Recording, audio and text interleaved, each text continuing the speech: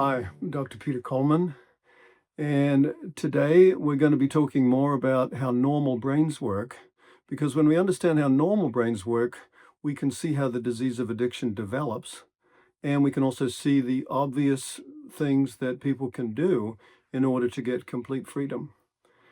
So it turns out that there are four parts of the brain that we really need to understand addiction: the reward system, the memory circuits, the emotion circuits, and the thinking part of the brain, what we call the prefrontal cortex. So today we're going to talk about the reward system. It's also called the nucleus accumbens or the ventral tegmental area, but I find it easier to call it the pleasure center or the reward system. And it was first discovered by some researchers in McGill University who actually put electrodes into rats' brains.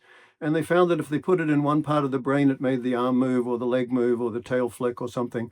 But when they put it right in the middle of the brain, in the primitive part of the brain, they found that the rats seemed like they really enjoyed it. And when they tested them, they found that the rats liked this experience so much that they would kind of stop eating.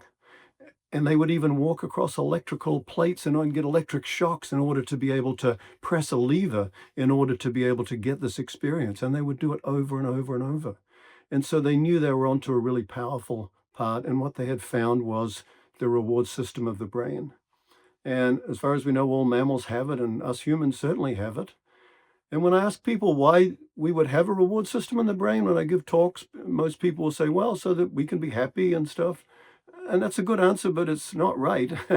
The reason we have it is survival.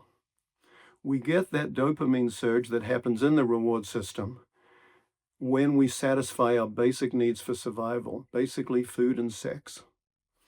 And of course, food and sex are so important that if we didn't satisfy those basic needs, then our species wouldn't exist anymore. So they're very, very powerful.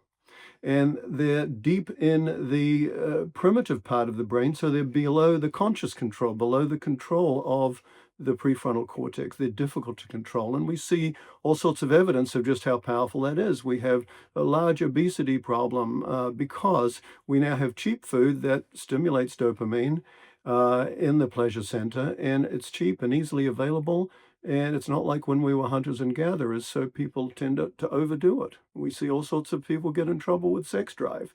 And so these are very powerful drives. And of course, they're beautiful things. They're absolutely essential for our survival. But the problem is that addictive drugs turn the system on too strongly. The main molecule in the reward system is dopamine. And dopamine has been called the pleasure molecule because it gets released when we satisfy those urges or those cravings for food and sex. And of course, drugs release way more dopamine than our brains were ever meant to get, which is why people love them so much. Turns out lots of other things release dopamine, and we're now seeing, huge problems with video games and with social media where people are getting likes. And, social media companies have found that they can use algorithms in order to get people to have a dopamine spike and keep coming back for more. In some ways, the dopamine molecule is also the anticipation molecule. So we'll see in a later video that we can actually see dopamine being released even when thinking about having food or sex or drugs, if you've had a drug problem, or gambling, little bits of dopamine go off. So these are very powerful parts of the brain. The brain normally has some pretty good sophisticated mechanisms for people to not overdo it. When we think about food, we recognize that when we eat and our stomach gets full, we get messages to say, okay, that's kind of enough.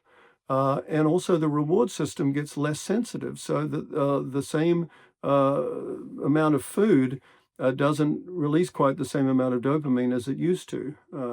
My wife was at a conference where they actually demonstrated that. They were all given a tub of ice cream, and they were told to take a spoonful of probably Ben and Jerry's delicious ice cream, and they had to rate it, and it was very high, like 9 out of 10. But by the time they took the second spoonful, it was a 7 or 8, and by the time they had 5 or 6, if they were being honest, it wasn't nearly as pleasurable as that first spoonful was.